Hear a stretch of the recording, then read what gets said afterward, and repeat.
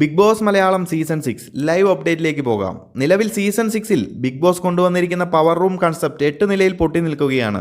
അതിനിടയിലാണ് രണ്ടാം ആഴ്ചയിലും തോൽവിയായ ഒരേ പവർ ടീം വന്നിരിക്കുന്നത്. പവർ വേണ്ടവിധം ഉപയോഗിക്കുന്നില്ല എന്ന് മാത്രമല്ല, ഒരാൾ പോലും ബിഗ് ബോസ് ഹൗസിൽ ആക്റ്റീവ് അല്ല എന്നതാണ് വാസ്തവം. ഇതിനിടയിലാണ് പവർ റൂം മെമ്പറായ യമുന റാണി പകൽ ചെറുതായി ഒന്ന് മയങ്ങിയത്. കറക്റ്റായി പട്ടി കുരയ്ക്കുകയും ചെയ്തു. പവർ ടീമിനെ എങ്ങനെ ഭിത്തിയിൽ ഒട്ടിക്കാമെന്ന് നോക്കിയിരുന്ന റോക്കി അപ്പോൾ തന്നെ അതൊരു വലിയ വിഷയമാക്കി. പവർ ടീം ഇന്നാക്റ്റീവാണ്, ഒന്നും ചെയ്യുന്നില്ല, പവർ ടീമിനെ മാറ്റണം എന്നൊക്കെ പറഞ്ഞ് ക്യാപ്റ്റനായ അപ്സരയുമായി റോക്കി വലിയ വാക്ക് തർക്കത്തിൽ ഏർപ്പെട്ടു.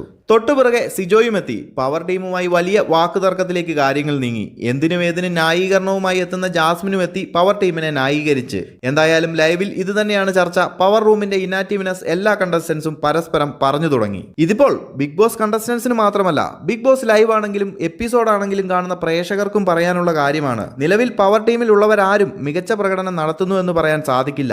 മികച്ച പ്രകടനം നടത്തുന്നില്ല എന്നത് പോട്ടെ, എല്ലാ അധികാരങ്ങളും ഉണ്ടായിരുന്നിട്ടും രസകരമായ ഒരു രീതിയിലും നിലവിലെ പവർ ടീം അവരുടെ പവർ ഉപയോഗിച്ച് കാണുന്നില്ല. അതുകൊണ്ട് തന്നെ ഷോയുടെ മുന്നോട്ട് പോക്ക് തന്നെ പ്രതിസന്ധിയിലാണ്. അതുകൊണ്ട് ബിഗ് ബോസ് സീസൺ 6-ൽ കൊണ്ടുവന്ന ഈ പവർ റൂം കൺസെപ്റ്റ് തികച്ചും പരാജയം എന്ന് തന്നെ പറയാം. കാരണം കണ്ടസ്റ്റൻസ് ഒന്നും ചെയ്തില്ലെങ്കിൽ ഈ ഒരു കൺസെപ്റ്റ് പൊളിയുമെന്നത് ബിഗ് ബോസ് ടീം മുൻപേ മനസ്സിലാക്കി അതിനുള്ള ഓൾട്ടർനേറ്റീവ് പ്ലാൻ നേരത്തെ ബാക്കപ്പായി കരുതണമായിരുന്നു. ഇതിപ്പോൾ പവർ റൂം കൺസെപ്റ്റ് മൊത്തത്തിൽ ഒരു സൈഡിൽ പൊളിഞ്ഞു നിൽക്കുന്നു, മറ്റൊരു സൈഡിൽ നിലവാരമുള്ള ഒരു ടാസ്ക് പോലും കണ്ടസ്റ്റൻസിന് കൊടുക്കാതെ ബിഗ് ബോസും വൻ തോൽവിയായി മാറിക്കൊണ്ടിരിക്കുന്നു.